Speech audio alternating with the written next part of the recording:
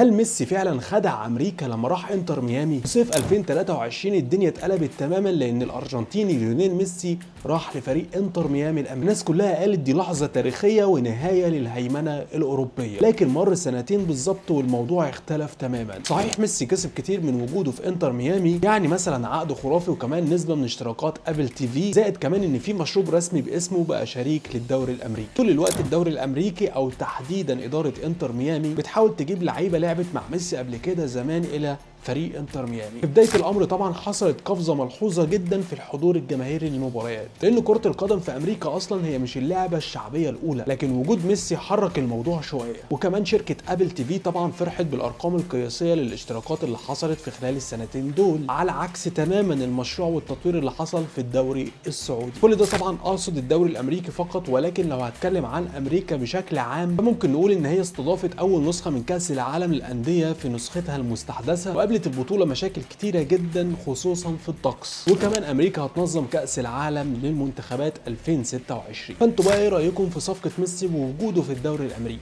بس كده ودي